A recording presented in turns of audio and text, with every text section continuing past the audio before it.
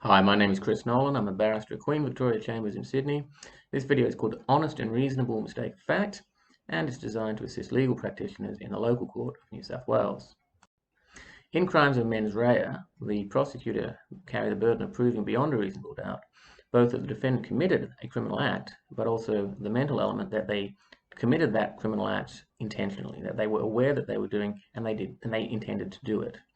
However, there's another form of criminal offence which are called strict liability offences. And in those cases, the police only have to show that the defendant committed the criminal act. And if they can do that, the court will then make a presumption that the defendant committed that act intentionally.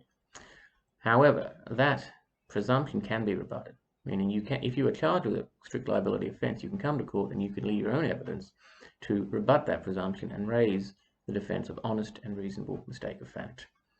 That means that you were mistaken about a fact that if your mistaken belief had been true, it means you would not have been committing an offence. And in those circumstances, if you're not aware that you're committing an offence, it follows that you could not have been doing so intentionally.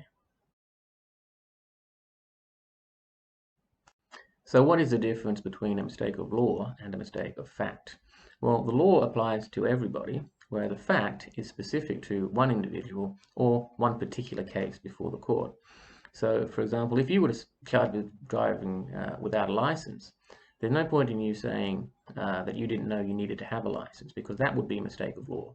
The law applies to everyone, and everyone is required to have a license, and you are presumed to know that.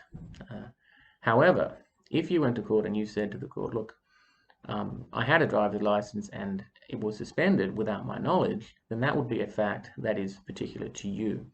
Because if your license is suspended, that doesn't affect me or anybody else. So that's a mistake of fact and not a mistake of law.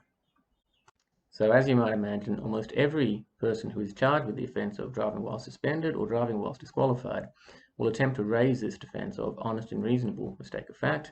They'll go to court and say, look, my license was suspended for demerit point, but I never got the letter telling me.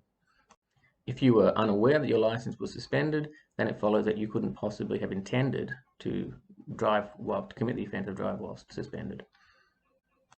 Now, when you run such a defence in court, the prosecutor will almost always assert that this mistaken belief as to the validity of your driver's license is a mistake of law and not a mistake of fact, and it's up to you to persuade the court that it is in fact a mistake of fact, and you would do so by mentioning the leading case in the area, which is El Hassan and DPP.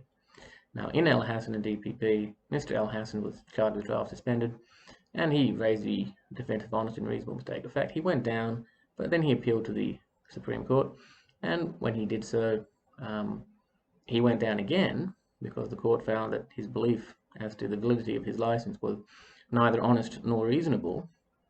However, the court made it very clear that honest and reasonable mistake of fact is available not just for drive while suspended, but for all crimes of strict liability. Thank you for your attention.